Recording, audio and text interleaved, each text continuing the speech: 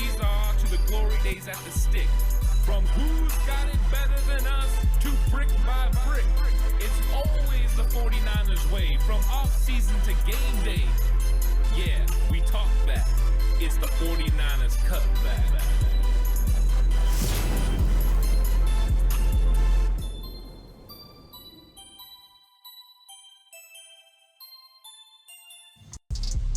It's 49ers Cutback podcast time. Welcome to the show, everyone.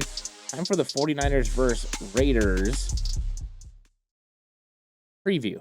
And it's interesting because I almost called them the Oakland Raiders. I almost pulled a Kyle Shanahan and called them that. But welcome to the show, because we're going to get into who we expect to see play in this game, who exactly needs to show up, who are the most excited to watch in this game. It's a little bit of a different type of preview. Normally when I do my game previews, it's talking about, how the 49ers are going to win, what the score looks like, the key matchups, getting into all that. But when you're talking about a 49ers preseason game and you're going to get starters playing from both teams, it makes for an interesting conversation, because right now the preseason is all about evaluation. The 49ers are going to go out there, they're going to compete, and if they win, that is great. That is something that they try to do. The players try to win, the coaches try to win, but if they don't win, that's not the most important thing for the coaches. The coaches are evaluating. They are trying to find out who is going to be a part of this 49ers 53-man roster and help them when they head to Seattle for week 1 of the regular season. That is what it's all about. So when we go through this episode, it's going to be a little bit different, but I do want to get into who we expect to see, because I think that, who's going to be on the field at what time is important. And I think we're going to get an opportunity to see some young guys going against some starters for the Las Vegas Raiders. So I think this is going to be a fun episode where we can kind of just delve into what this preseason matchup is going to look like against the Raiders. It's always a lot of fun when it's preseason. I love sticking around. You're all the way in the fourth quarter and you're seeing some of the backups that you've been, watching and discussing, and they're undrafted free agents or late round draft picks that are competing to have their NFL dream. And I think it's always exciting. And there's always somebody, right, that kind of steps up. Undrafted free agent Jordan Mason, who ends up being a big player. Of course, he's with the Minnesota Vikings, but Matt Breida, another undrafted guy who made an impact. He just retired yesterday. So who's going to be that guy that comes out of nowhere and kind of impacts this football team and makes a name for themselves? Is it a Sebastian Valdez? Is it a Corey Kiner? Well, it gets proved out on the field. These are their opportunities to make this team. And with so many injuries, that means there's so many opportunities. Now, I will say this about the injuries, because I think the injuries right now, that's what everyone's talking about. Most of the 49ers injuries do not carry into the regular season. And what do I mean by that? Most of them, the players are going to be back before they're in Seattle. That's the good news. Right now, yes, injuries are stacked. But I think when you look at when they can get healthy, right? Garendo supposed to be back in a couple of weeks. Jordan James supposed to be back in a couple of weeks. Renardo Green, he might be back next week. Sam Okuwanu maybe next week. Robert Beal Jr. maybe next week. So when you start looking at it, it's how healthy are you going to be when you line up week 1? And I think that that's going to be way different compared to what it is right now. And luckily, when the preseason's over, they got even more time that week off to kind of get healthy and get right. So I'm not panicked about the injuries. I think they stink because I want to see certain players play. But other than that, I'm not concerned about it as far as the longevity of the injuries, right? Kevin Givens is the one guy that got hurt during training camp that is going to be out into the regular season. All the rest of the guys, we either knew about their injuries or they're going to be back beforehand. So it's good news in that department. But we're just going to get into this. It's going to be a fun one. Please like and subscribe to the channel if you haven't already. I really appreciate it. If you're listening on audio platform, 49ers Cutback on Believe Network, please give it a 5-star rating. Of course, FanDuel is doing all the bets all the time, and you can check out FanDuel. FanDuel's got a full menu of betting options for all season long, including the week 1 matchup versus Seattle Seahawks. They have standard bets, player props like Brock Purdy passing yards, Christian McCaffrey rushing totals, which is a good one. They got McCaffrey at over under 950.5. Go check that out. I think that's a good one. And George Kittle TDs. The same day game parlays, you can stack picks like 49ers to cover, McCaffrey to score, all that stuff, quarter by quarter action, first quarter lines, and player performance markets. Check out FanDuel, the title sponsor of 49ers Cutback. But let's get right into this. I'm excited to talk about, some of the starters, who's going to play in this game. Now, Kyle Shanahan, he's been a consistent guy when it comes to quarterback play. He likes to play a starting quarterback in week 2 of the preseason. Last year, he played Brock Purdy. And we've seen Brock Purdy even play a little bit in the preseason when he was coming off his elbow injury. So this is something that Kyle Shanahan wants to do. Now, he didn't 100% say Brock Purdy's going to play, but he said he would like to play Brock Purdy. I do believe, because right now, as of the time of the recording, the 49ers only have 3 quarterbacks, Brock Purdy, Mac Jones, and Carter Bradley, that the expectation is Brock Purdy will play limited snaps. Now, what does those snaps look like? Well, I think, you look at probably 11 to 15. I think that's probably where Kyle Shanahan wants it to be. And of course, there are some things that are going to determine how that goes. Right, if you go 3 and out in your opening drive, you might want to take a second look at Brock Purdy, give him some rhythm with some of the starters that are going to go out there and play with him. And we'll talk about those guys too, because there are going to be starters that are going to play with him, of course. But, if you get that drive going and you have a really good, successful first drive that leads to a touchdown or leads to a scoring opportunity for Jake Moody, I think that there's a chance you only see Brock Purdy for one series. If the series stalls out, you don't get a couple first downs, you don't really get Brock Purdy in rhythm with his weapons, then I think there's a chance that he stays in for a second series and they try to get something going, to get some rhythm and get some chemistry with the starters. But it's not as important for this offense to work together. They've worked together a lot. They returned a lot of starters back to this team, but it is nice to get Brock Purdy out there. So who's going to be playing with Brock Purdy? Well, we know it's not going to be Trent Williams. So Kyle Shanahan did say that Trent Williams is not going to be playing. Don't expect to see him in the preseason. Now, Kyle didn't say don't expect to see him in the preseason, but he talked about how they've got to manage his reps, and there's only so many bull rushes, so many opportunities. And he talked about why he doesn't play him in joint practices, because he gets everyone's best. I just think the 49ers believe right now these reps aren't as important for Trent Williams. So is Trent Williams going to play? I would lean towards the negative. I think Kyle Shanahan has kind of illustrated that. And so Trent Williams is not going to be playing. So who's going to be playing in his place? Spencer Burford. And right now, Spencer Burford's got to be one of the guys that we pay the most attention to, because we had Jalen Moore over the last couple years really come into his own and be a consistent backup for Trent Williams. He didn't play at Trent Williams levels. Nobody can. But when he came in, he did a really good job. He was able to stabilize. Last year, he had competent left tackle play that led to him getting a $15 million per year contract with the Kansas City Chiefs. So the 49ers are looking to kind of reduplicate what they did with Moore, and they've picked Spencer Burford to do it. And Burford has had sort of an up and down career with the 49ers, but this is a new opportunity for him to play tackle. He played tackle at UTSA, but he had kind of, some really good reps last week, some reps that were a little bit of a struggle for him. So we want to see how he does. This will be different pass rushers. Is he going to go against Max Crosby? That could be a lot of fun. So this will be a little bit of a litmus test for Spencer Burford and seeing what he could do. But he's going to be protecting Brock Purdy's backside. I expect the blind side, backside too. I expect Kyle Shanahan to try to protect him some. Send an extra running back, send a tight end that direction. I think they're going to try to give him some help. But it is important that once Brock Purdy's not in the game, that they let Spencer Burford kind of do things on his own, right? You've got to let this guy sink or swim.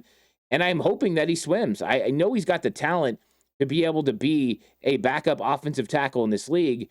The question marks are going to be, can he figure it out? The speed in space is one of the question marks I have. But I'm excited to see Burford. I want Burford to step up and solidify, especially with Andre Dillard gone. You need Burford to be that guy, the new Jalen Moore. And that's what Chris Foerster is hoping for. Now, at left guard is going to be a little bit more interesting. I am not for sure who's going to play. I know Burford's going to play left tackle. There's a lot of these other positions who's going to play. But left guard is not one of those. So Ben Bartch injured his elbow earlier this week, which means the likelihood of him playing is kind of probably towards the negative, right? If it was 50-50, I would be surprised. I think that Ben Bartch, depending on what it is, may not be available to go. And if that's the case, then you've got a decision to make. Do you go with the young guy, Connor Kobe, which I think a lot of people would love to see Connor Kobe? I know I would love to see Connor Kobe go against some first team interior defensive line play, because if he could do really well like he did last week against a first team player, I think we might find that he's more in the mix to start. And ultimately, we just want to get the best players out there. And if Connor Kobe ends up being that guy, well, then it's going to be Connor Kobe. And then you're really set up, right? You got him, you got Dominic Pooney for the next several years, and you're good. But I don't know if the 49ers feel comfortable with Connor Kobe right now next to Spencer Burford with Brock Purdy under center.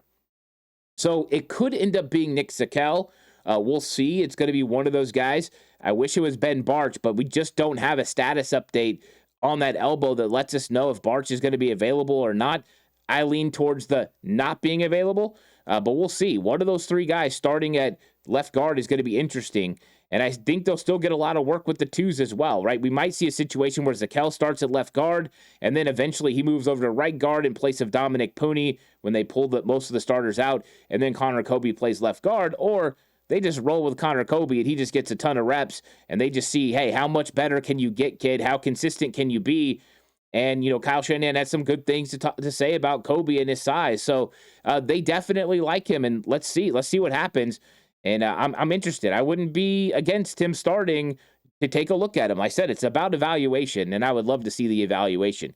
I expect Jake Brendel to be the starting center in this game, and let's see how he looks. He's dealt with some knee injuries and things through the past. They've protected him in practice, and we'll see what we get from Jake Brendel. But usually if you're getting your starting quarterback, you're getting your starting center unless he's hurt. I expect Jake Brendel to start at center. Dominic Pooney, I expect to start at right guard. He's the mainstay there. He's going to do a great job. He's going to protect Brock Purdy, but I think they want to establish a run game going too. That's going to be one of the key features, and that's one of the reasons I was up in the air about left guard too, is because he said Connor Kobe is still picking up the run game, which we know is one of the most difficult things to pick up in the 49ers offense for offensive linemen. Pooney struggled a little bit early picking it up, and still said he was learning it during the season. Now he's got it all figured out. Dominic Pooney has got this offense figured out, the scheme. He knows what he's supposed to do.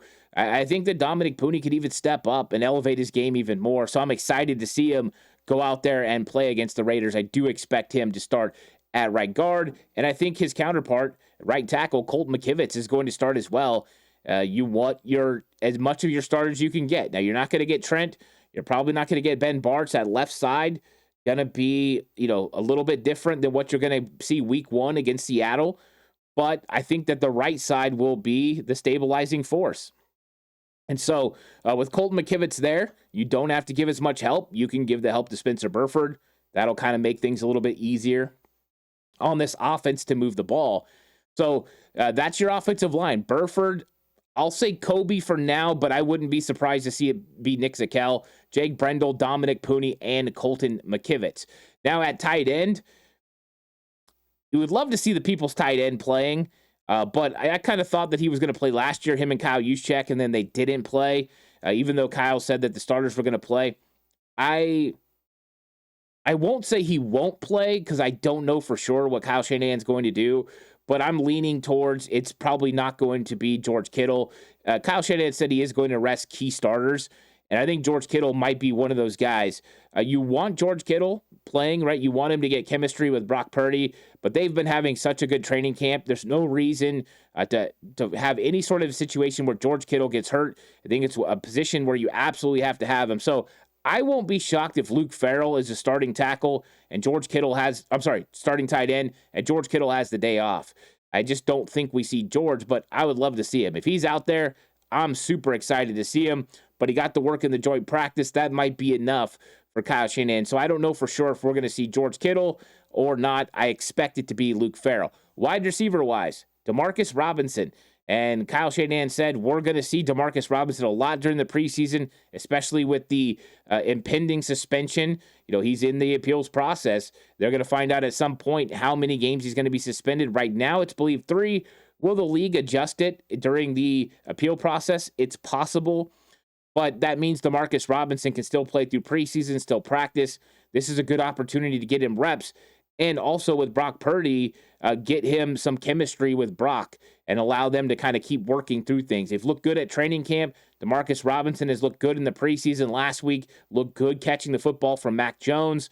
So I think that you're going to see more Demarcus Robinson, and I think he's going to be a big figure for the 49ers during this season. Yes, he might miss the first 3 games, but I think when he comes back, he's going to be a nice weapon, somebody that Brock can count on. And Brock loves wide receivers that are going to get from point A to point B at the right time. So when he throws with anticipation and timing, he has to have faith they're going to get there. And the guys that can do that are guys like Demarcus Robinson, veterans like Russell Gage, right? A young guy like Ricky Pearsall. Those are the guys that do that. And, Pearsall on the build on YouTube, he told Brock Purdy, to hold him accountable. Make sure he's got the right depth. Make sure he's got the right timing on his routes. I love that. That is exactly the perspective and the mindset that you have to have as a young guy. And I do expect Ricky Pearsall to start this preseason game against the Raiders and go get some good work and see what he can do. And I'm very excited to see Ricky Pearsall out there making plays. And him and Demarcus Robinson, that's a good 1-2 punch out there. Ricky number 1, Demarcus number 2. That's going to be a good group. And Brock Purdy's going to have to somewhat rely on them if George Kittle's not out there. And so it's going to be interesting to see what they can do. But this is the time, right? Pearsall put in the work. Pearsall's been up to the challenge. And now let's go see what he can do. And I know this isn't a regular season game, but this is going to be his first preseason game that he's ever played. So that's going to be kind of interesting to watch for sure. Now, I think the starting running back is going to be Patrick Taylor Jr. I don't think we're going to see Christian McCaffrey, Trent Williams, George Kittle, Christian McCaffrey. I think likely those guys don't play. I think Trent and Christian McCaffrey are probably, a no-go overall. I think George Kittle, there's a off chance that he plays. But I just don't think you risk Christian McCaffrey right now. There's no reason to. Wait until you get to the regular season. He'll be good to go. He's done this for a long time. So the questions about who it's going to be, it gets a little bit more complicated normally, right? Because you would have Isaac Rendo. He's out with injury. Jordan James, broken finger. He'll be back in a couple weeks, but he's going to miss the remainder of the preseason. So it's not going to be those guys. So then who are your options? I think Patrick Taylor Jr. makes the most sense. They feel really comfortable with him within this offense. He was with the team last year. And so he's going to do the right things. Nothing, explosive, dynamic, but he's going to make consistent runs. He's going to block well. He can catch the ball in the backfield. I think he gets the first team reps with the 49ers. And then they'll kind of sprinkle in. And one thing that's going to be interesting is the 49ers do trust Jeff Wilson Jr. a lot, right? They trust him. Kyle Shanahan knows he'll do the right things as well. So I wouldn't even be shocked if something happens and Patrick Taylor needs a break, that they go Jeff Wilson Jr. next and not Corey Kiner. And it's nothing against Corey Kiner. It's just that comfortable factor, right? That's just something they do. I expect us to see Jeff Wilson Jr., and I'll talk about him a little bit more later. But I think Patrick Taylor Jr. ends up getting the starter reps. If for whatever reason he needs to come out, I do think it'll be Jeff Wilson Jr. who goes in next, and then Corey Kiner. But Kiner's going to get a big run in this game because they're evaluated. They got decisions to make at running back, because when you start looking at the roster and you've got, McCaffrey and you've got Jordan James and Isaac Garendo and Patrick Taylor Jr. and Corey Kiner, there's not really room for all those guys when you keep a fullback on your roster. So Kiner's got some development, that he's going to have to make happen, but he's also got to go out there and prove it. I want him to build on what he did last week. I thought he did really good last week. It was a good first outing for Corey Kiner. I thought he showed balance. He showed vision. There's a lot of good things. And I did do some breakdowns on Patreon. I've been breaking down the games. And there's some stuff on Corey Kiner, some really good stuff, some stuff that he's still working on. But I love the development of the young player. So I'm excited to see it. But I do think Patrick Taylor would start on offense. So I expect that to be kind of your starting offense for that game. I am the most curious about what happens at left guard with Connor Kobe and Nick Zakelj. If Ben Barch is out, I think it's going to be highly interesting. But I don't expect Trent Williams, Christian McCaffrey, or George Kittle. Kittle, the one I'm the most fluid on. Now, let's look at the defense, because the defense has definitely had a ton of injuries. Once again, guys are going to be coming back, but they're not going to be available for this game. I expect that defensive end Bryce Huff, he started last week. And so last week it was Bryce Huff. It was Garvin who started as well. I'm not sure Garvin starts this time. Jonathan Garvin could start, but I won't be surprised if it's not the new guy, Travis Gibson, as they take a really hard look at him to see what he's got. And he started in this league. He's had opportunities. I wouldn't be surprised to see him, but I think it'll be one of those two guys that ends up starting at defensive end opposite of Bryce Huff. And I think Huff will be with the first unit, and I think they'll kind of take him out as they've added depth to this defensive line. So that way Huff doesn't have to play a lot of snaps. You just can't have him playing a ton of snaps. You want to keep him healthy, and he looked really good last week. Now, on the interior defensive line, Kalia Davis will start for a second straight week, and if he can build on the performance that he had last week, there is a really good shot he could be a starting defensive tackle for the San Francisco 49ers in Seattle. And I know that seemed crazy when I talked about it, a few weeks ago, that I thought he looked pretty good. I don't think anyone thinks it's crazy now. I mean, Kalia Davis did some things in that game that were really, really good. This is the best Kalia Davis that we've seen. And what's interesting is, he said this is the most healthy he's been. So maybe that's going to play a big part in it. And he's got to stay healthy. Last year he got hurt in the first preseason game, but I'm super excited to see what he can do. We were very high on him when the 49ers drafted him in the 6th round, and we knew he was injured. It's been a long process. Well, now it's that time. He can go out there and make some plays. Now, starting next to him, I think is going to be Alfred Collins. Alfred Collins is going to get an opportunity to go out there and get some starting reps against the Raiders' first-team offensive line. They're expected to play Geno Smith, which means they're going to have their first unit offensive line out there as well. And the reason I landed on Alfred Collins starting is it's a good opportunity, number one. But number two, Jordan Elliott's been dealing with an injury. I think it's unlikely that he plays. If he does play, he will start. But I think it's unlikely that we see Jordan Elliott. Maybe next week, kind of for that dress rehearsal game. I think that's a likely chance we see a few more guys next week. So that's a possibility. And then CJ West, who hyperextended his knee. So the good news is it's just a hyperextension. The bad news is he's going to miss the remainder of the preseason. Like Mikael Williams had the injury, right? Mikael might be back next week. Well, now it's the same injury for CJ West, but he's not going to have the time to come back for next week's preseason game. So CJ West, preseason likely over. The good news is hopefully that week after the Chargers game, he could come back and get in a little bit of work. And, by the time we're ready for the regular season, CJ West could be ramped up and ready to go.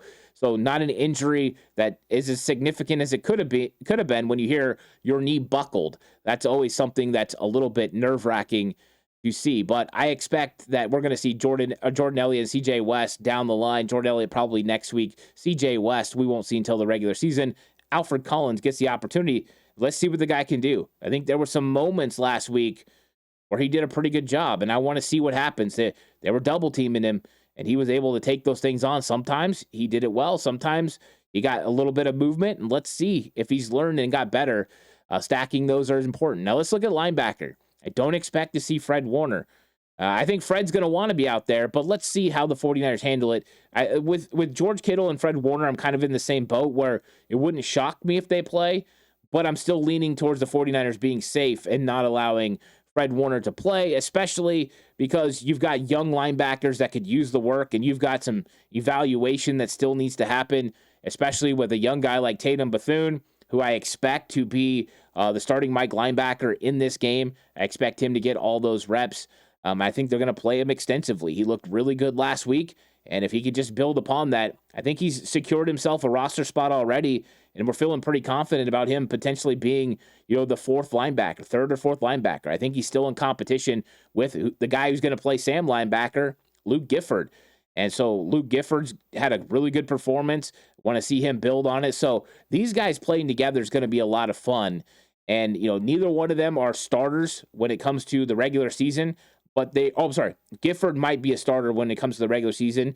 But when, you get in there, there's going to be key opportunities for these guys to go out there and play. So I spoke wrong. Gifford is going to have a chance to start. And the other starter that's going to be out there is going to be D. Winters. And Winters got limited reps last week. I expect limited reps this week as well. He looked really good. But I think Bethune, Winters, and Gifford together, pretty good linebacker group. Not as good as you would be with Fred, but it's nice to see some young guys that can make a lot of plays, and I expect that to be the group. And I do think that there's a competition, just so everyone knows, at linebacker And it's going to be between Luke Gifford and Tatum Bethune to see who the Sam linebacker is. I think Gifford's ahead right now, but Bethune's performance last week at Mike, very, very impressive. So we'll see what happens as we move through the rest of the rest of the preseason and who ends up taking over. Now, I think we might see Deommodore Lenoir. I don't know how long we'll see him, but I do believe that as one of the starters, I think we'll see Demo playing corner. And so I don't think he'll play very long, but this will be our first look at the Hyena this season. So I expect Deommodore Lenoir to play. It's no guarantee, but he's one of those ones I'm kind of leaning towards getting out there and playing. And then I think opposite of him is going to be Dallas Flowers. They're taking a hard look at Dallas Flowers. He's a guy that played for Gus Bradley. We all know that I was super high on Flowers, and I expect him to get those reps as well and play opposite of Demo. Now, nickel corner is another interesting one, kind of like left guard. Is Chase Lucas played so well last week that it could easily be Chase Lucas? I think that they intended for it to be Upton Stout. Upton Stout hasn't come back from his calf injury yet. They were expecting him back already. I don't know if they put him out there for the game with him, just coming off an injury. So I'm not sure if Upton Stout is going to play in this game. So with that being said, I would say Trey Brown would get those reps because last week Trey Brown played against the threes, did a really good job, but he's dealing with a heel injury. So his availability for this game is up in the air. So it's probably likely it's going to be Chase Lucas again. And merely because they can't take a look at Upton Stout, they can't look at Trey Brown.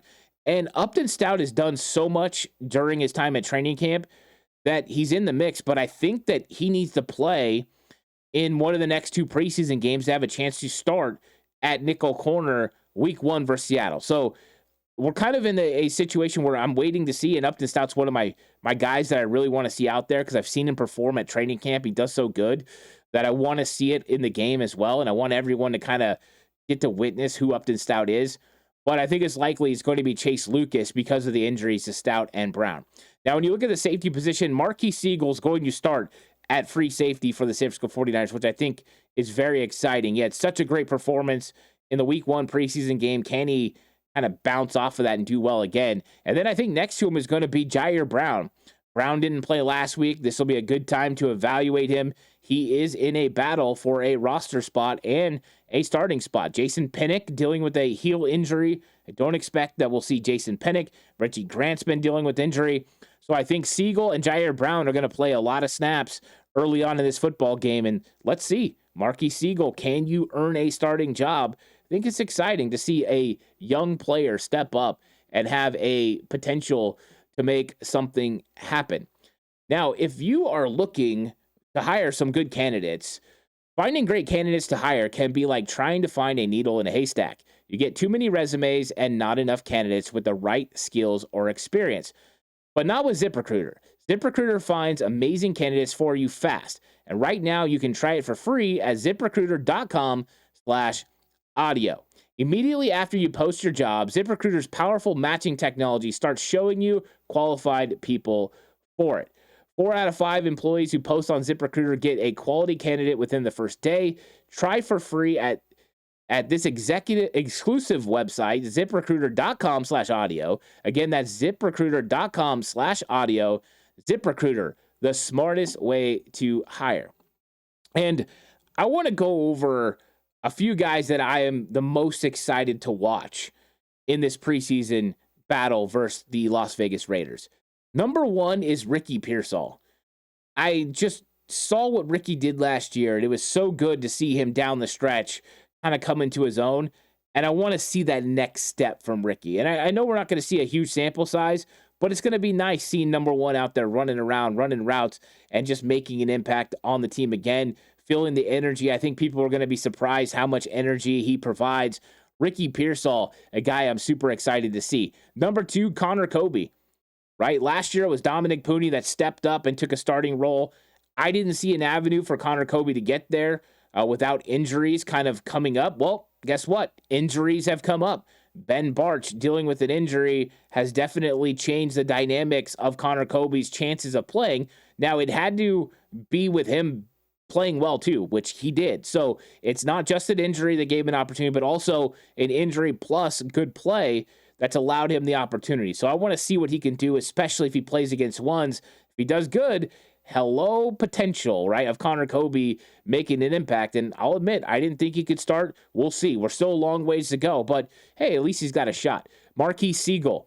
After last week, how could you not be interested in Marquise Siegel? This is going to be a lot of fun. The tackling is there, the coverage ability, the special teams play, the speed, athleticism, intelligence.